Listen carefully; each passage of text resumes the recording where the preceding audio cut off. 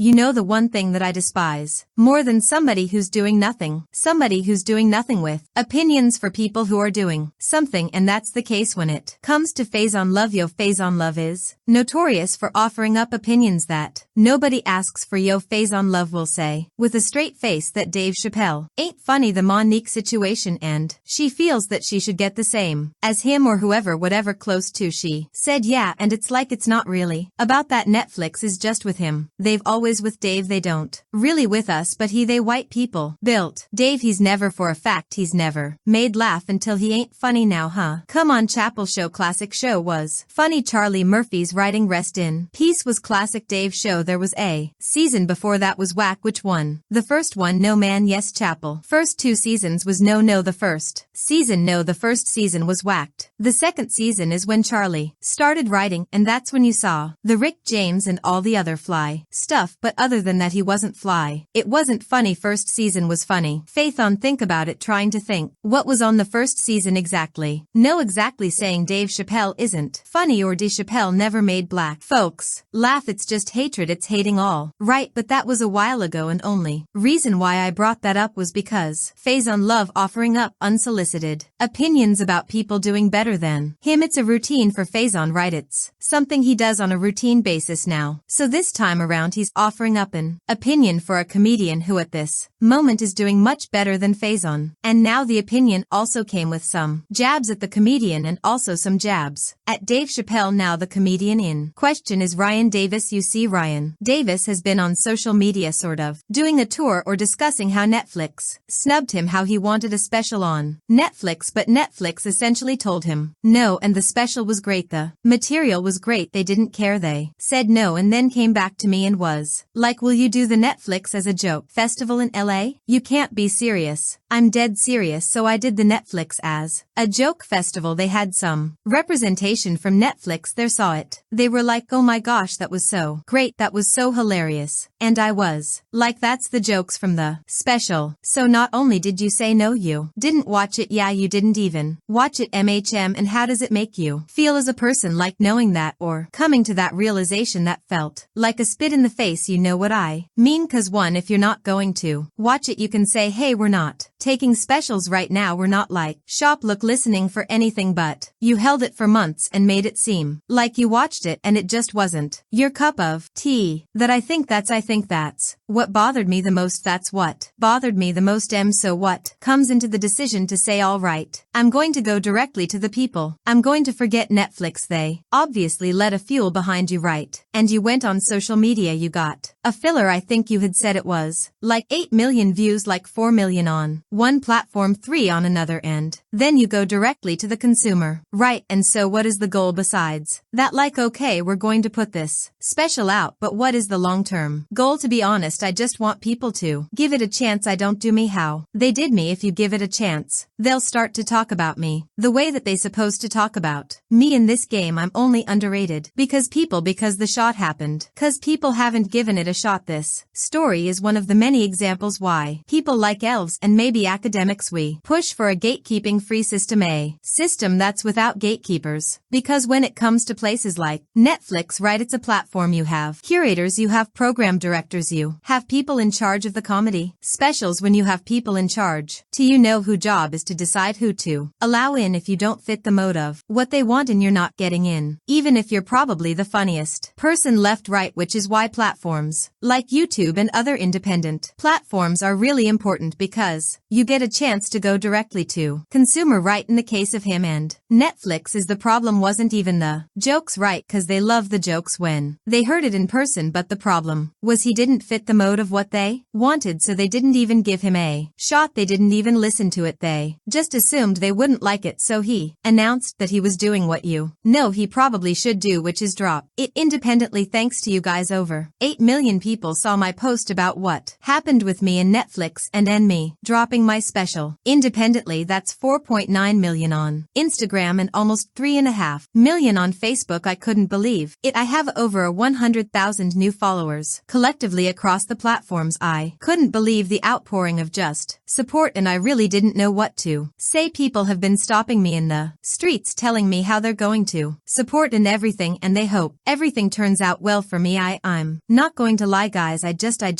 wanted to be able to share what it is that I do with as many people as I can. And now it's available. The special will be premiering the 27th, this Thursday. In 2 days the countdown has begun. When the system rejects you, go directly to the people, and the people will decide whether or not your product is good enough. So Ryan Davis is doing his thing right. He is prospering. He's doing his thing. He is figuring it out the right way. Now here comes Faizon, by the way, who don't have a current special out, who we haven't really seen in any projects as of lately. So here comes Faizon with opinions that nobody asks for. Young Ryan, only reason I'm doing this because I think you're funny and smart, but it looks like you're begging Netflix.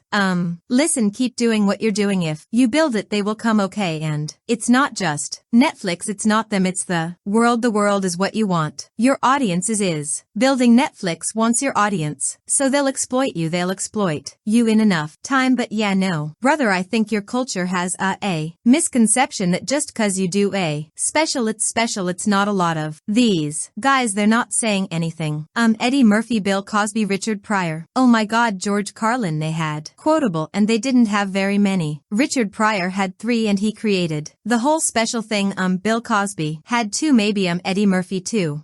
Just cause you do you. No, a lot of these guys do these specials, and they're just disposable. Faizon had a great point in terms of, yo, Netflix wants your audience. You build the audience, they'll come and get you. Ryan Davis is saying, I have millions of followers. I have the audience, man. They need, bro. They didn't even give my Netflix special a listen. They didn't even listen to it to figure out if they want it on Netflix or not. But where a lot of people have a problem with Faizon is when Faizon speaks as if he's an authority in terms of like comedy, right? Like when he says, yo man, yo, only Eddie, Richard Pryor, and he said one other person, only them got like specials, man. Like nobody else out here got no special. Bro, nah, they've got a special. I think Martin Lawrence got a special. I think Cat Williams for sure got like a couple classic specials, right? So once Faizon sort of gave Ryan Davis the backhanded compliment, which is, hey bro, don't announce the special. Like, yeah, there's only few people who can really do a special. Faizon then pivots his attention to Chappelle, where he gives Chappelle a underhanded compliment that a lot of people is angry about. I can remember, you know, I could do all Eddie Murphy's ice cream. It's so many quota daddy made chocolate cake. It's so many. A special is exactly that. Special. Kids are going to ring it out. They're going to sing it say it at school. People going to say it at water, you know? The water cooler. It's not just, hey, Black Day at it. It's a thesis. So just keep what you're doing, you know. Listen, Dave Chappelle, who's a great comedian. I was on him. I'm like that. __ doing ain't no special, and then he hit it. He asked Dave, I would __ I'm like, yo bro, no, not the goat, maybe a sheep. Read the room, man, read, yo, you sound silly questioning Dave Chappelle. Goat status, it's like Mario Chalmers or Dyson Daniels or I don't know, bro. Like Jeremy Lamb questioned LeBron James. Go status, that's like Jeremy Lamb telling LeBron James, hey bro, you're not even that great at basketball. Like you ain't never like impressed me with your basketball skills, bro. LeBron will look at Jam Lane like, excuse me, that's it, yo. Dave Chappelle is quite arguably on the Mount Rushmore of comedy. Some will say it's not even an argument. He's for sure on a Mount Rushmore of comedy, yo. Faizon Love, I don't even think he's a top 15, top 20 black comedian, and I'm not even talking about all of comedy. Just black comedian, he's not even top 15 or top 20. So for Faizon Love to take this stance or to speak from a position of authority to me is kind of silly, and he's not really reading the room, you know. But Faizon makes comments like this, I think, for attention now, right? Because it don't make sense to me. Like Faizon would go off on Country Wayne for no reason. Like Country Wayne and Godfrey was having their issue. Country Wayne never mentioned Faizon Love, but Faizon Love just out the blue decided he wanted to attack Country Wayne. Godfrey, my guy. Godfrey, listen brother, I saw your interview. It was great. Love your energy. You've always been a good __ funny, __, smart, __, true to yourself. This country wing. Mother this, __, Billy ain't never been outside his territory wherever the, __, from the Appalachians of wherever, the, __, hills where they, __, own, families and, __, I don't know where the, __, from but if I see the, __, on stage I'm snatching this, __, off that's on Emerald. I'm snatching this I'm sick of the, __, all these goofy ass, __, want to talk, __, from a safe place from Club SH, __, corporation I just said too much this summer I'm snatching, __, off stage. Godfrey this, __, he don't know that. You'll fold this, __, up like a napkin, and throw him in a goddamn Hudson River. He don't know that he think cuz you smiling and you got the he don't. No. Gothray he's goofy he's a, __, hillbilly. He just got electricity, __, this, __, country wing. Mother you inaccurate dumb stupid mother. Wanting to fight snatch up or beat up another comedian for saying something on Shannon Sharpe that has nothing to do with you bro. It's hating man right. I feel like Faizon probably thinks that he deserves to have these opportunities, that he deserves to be on Shannon Sharpe, that he deserves to be